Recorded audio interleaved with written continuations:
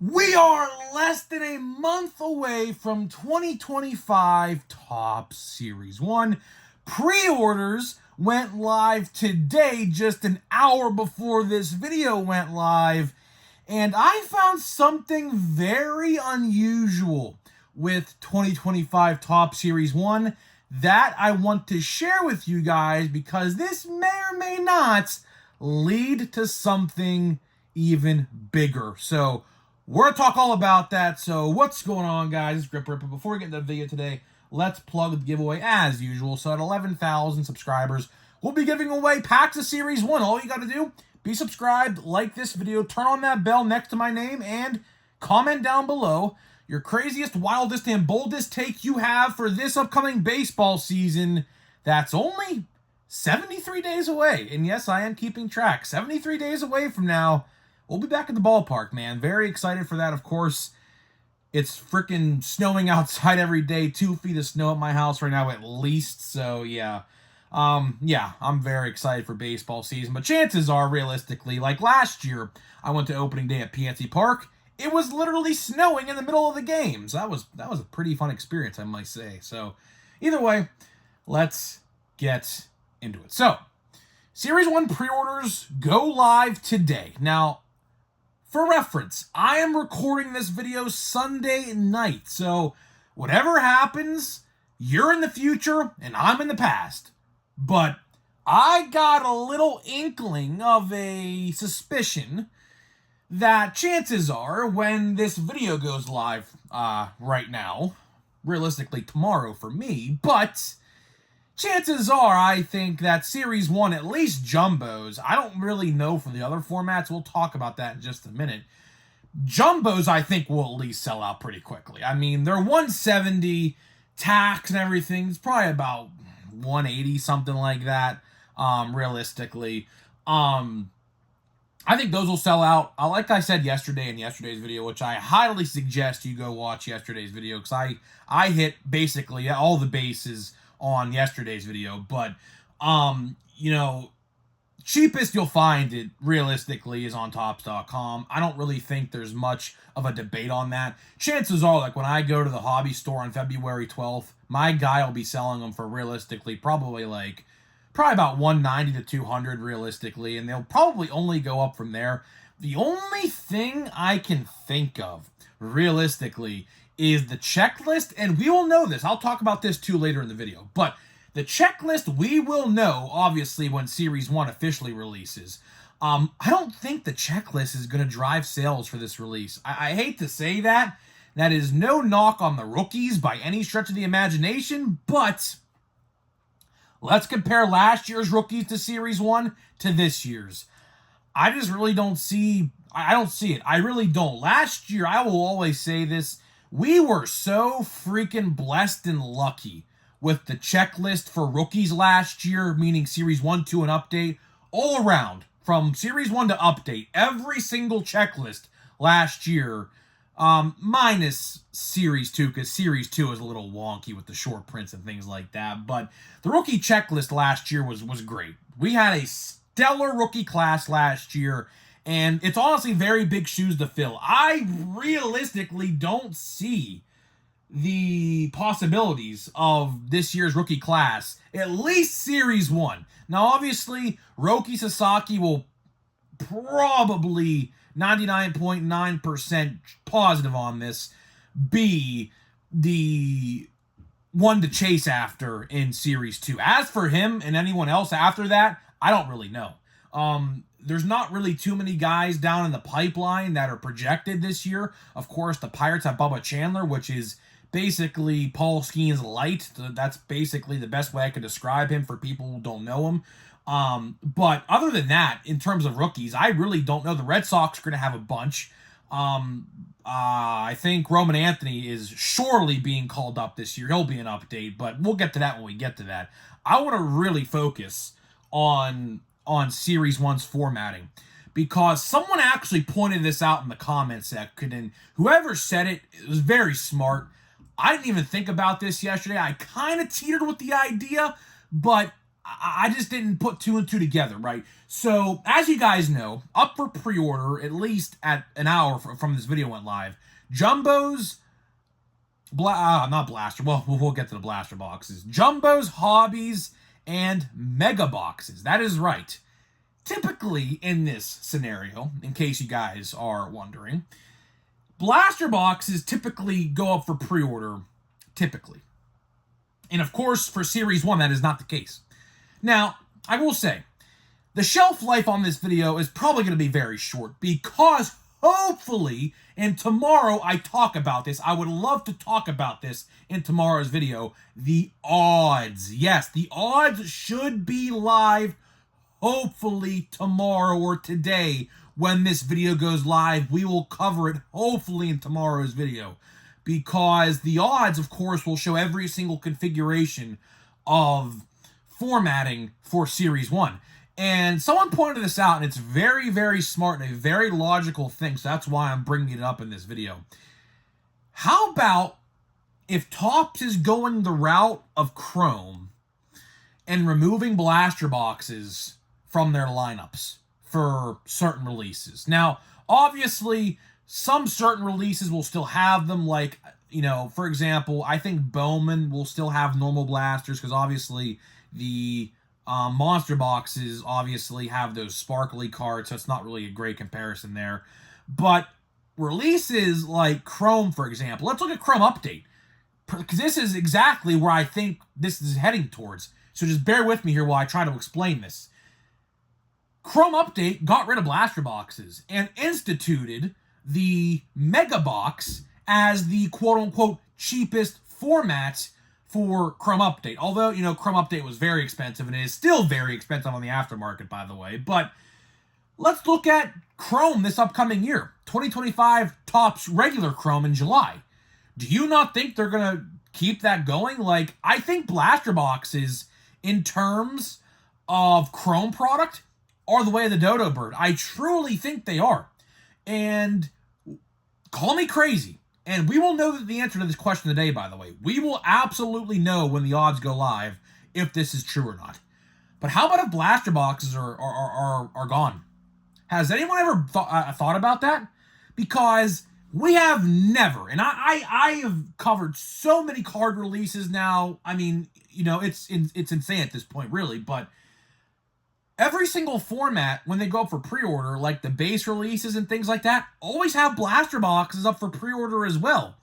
But this time, they decided to go out the Mega Boxes, and the blaster boxes, for now, are nowhere to be seen.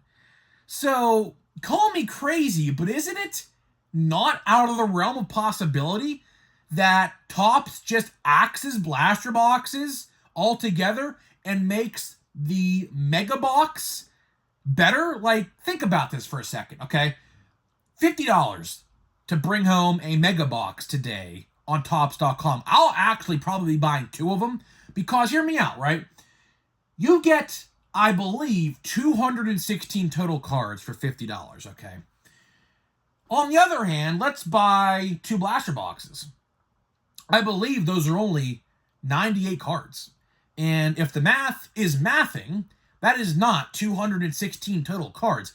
So price per card, the $50 box is actually better. On top of that, by the way, you get exclusive foil boards. Now, last year they were $19.89 exclusive foil boards, and there are parallels galore with those. I got the Kutch out of 50 somewhere in my room somewhere. I have no idea where it's at. It's somewhere right next to me. I just have to find it because my room's actually a freaking mess right now. I have to clean that up pretty well. Speaking of which, remodel is going to start pretty soon, by the way. I don't know if you guys heard that. I'll talk later about that in the video when it's time to open the pack. I'll talk about the remodel. Of course, you guys are very interested to hear how that's going along. But either way, I truly do think that Topps is getting rid of blaster boxes. And like I did say earlier in the video, we will know. By the time this video goes live, we will know the answer to that question. Hopefully. Hopefully, Topps has the decency to put the odds out when pre-orders go live. Because I remember last year, I vividly remember last year, when pre-orders went live for Series 1, they waited like 3 to 4 hours after the product sold out to put the odds up. I hope they don't do that again this time, because they completely shafted people. Completely. And that's the funny thing. When you pre-order these items, and I say this every single time a pre-order goes up, but when you pre-order these items, you have to, and I mean have to, look at the odds. Because one year, the hobby box might be the best, the next year, the jumbo might be the best, or some years, neither are the best, and it turns out that hanger boxes are the best. So, I just really don't know. I hope they release the odds, because we will know all the answers to this question. But it just makes too much sense. It just makes too much sense. You even get more value. You get a ton more value in the $50 box compared to two $25 boxes. More cards, better exclusives, and everything. It just makes too much sense, because, we talked about this about a week and a half ago at this point, but I was told, and this is very much confirmed, that there are major changes coming to Series 1. We already talked about a major change, and I was told there are more coming after the parallel shift. Of course, we talked about that just a couple days ago. There is a huge parallel shift coming with 2025 Topps. Mother's Days, Father's Day, Black Border, gone, gone, gone. Also, they are restructuring the numbered. So, for example, a parallel that might be out of $4.99 this year for 2025, it's out of $2.99. So they are structuring the parallels to match Chrome. I don't know if you guys realize that or not, but they are structuring the parallels that you see in the base products to match Chrome. So it just makes so much sense. Think about it. They are restructuring the retail format like Chrome, and also shifting the parallels like you see them in Chrome. It makes too much sense. And hopefully we get clarification, because I really do think that Topps might be changing up how we buy retail sports cards. For example, there is a real possibility that some retail formats are gone. Like Fat Packs, honestly, I could definitely see a reality where those are gone.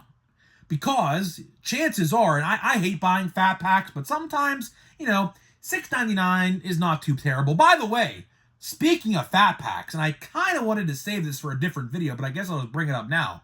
Did you guys see that Archives Fat Packs have yellow foil, gold foil cards in them?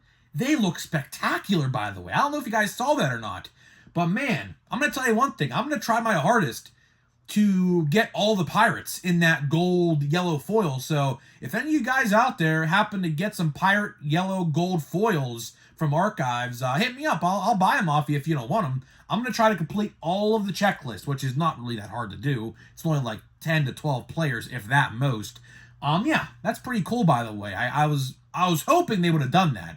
Because I brought it up in the watch before you buy, because at the time, Fat Packs were not confirmed at the time. And I said, well, I was told that Fat Packs were coming out because my guy told me they were, but there was no listing or anything like that online anywhere, so I just decided not to put it out in the video. But now it comes out that Fat Packs are real, they are a thing, and they have one exclusive gold foil, which they're not in stores yet. I think hobby distributors are just getting them in now, so probably give it 2-ish weeks, maybe a week before you see them in stores. But I would have no hesitation picking up a couple of them, actually, because I like those gold foils. Those gold foils look pretty snazzy in the Pirates, at least. And all the other, like, yellowish teams that have that yellow accent to them look pretty nice. Like the Brewers, for example, as well. Pretty nice coloring, I might say. Either way, to wrap this video up here. For one, hopefully you guys got what you wanted for Series 1. Because obviously when this video goes live, chances are that every product is almost sold out. Now, do I think the $50 box is going to sell out instantly? Probably not. But hobbies and jumbos, I could absolutely see a reality where those sell out pretty instantly. That's going to be pretty easy to assume. I find it very interesting that there could be a reality that blaster boxes are the way of the dodo bird. It's funny because it just makes too much sense. It makes too much sense. More cards and better exclusives. I would rather this is just me. Now, you could be different than me, but wouldn't you rather have 1990 foil boards that can be paralleled over Easter cards that, sure, there are numbered ones, but it just doesn't probably hit the same. You know what I mean? Like, I don't know. You guys know how I feel about these holiday parallels in these blaster boxes. By the way, which are not confirmed for Series 1, by the way. There are no confirmations at all that holiday parallels are coming back either. So, speaking of that parallel thing, Topps could really be changing the parallel game, and we're going to know all about that today, hopefully. And tomorrow, I'm going to cover the majority of it, if not all of the news, because I really do think, like, for example, there was no retail hanger box yellow either. Which is very concerning for me because why would you get rid of that? Like, why would they get rid of that if it's, like, not on there? And, of course, the out of $9.99 blue and $7.99 purple retail exclusives are also missing right now. So, yeah, there could be some major changes, and we're going to know all about them, hopefully, very soon, if not today. For Series 1. So either way, guys, I just wanted to talk about this because it just makes too much sense. So don't be surprised, and I really don't hope this is the case. But there is a reality where the mega boxes take the place of blaster boxes in retail stores going forward, which would be kind of insane to think about. Because blaster boxes have literally been a thing since I've, literally been, on this earth. So, yeah, that would be kind of bizarre to see that actually if it did happen. So I don't know. We'll find out. But I just find it very weird how they put up those boxes for pre-order today and not blaster boxes. It just makes no sense. On top of which, by the way, the $50 boxes always come out 3 to 4 weeks after retail comes out. So that's another red flag to support my claim and my hypothesis in this situation. Just makes no sense. It really makes no sense. So we very well could be seeing what they are doing for Chrome, and they are bringing it to the base product.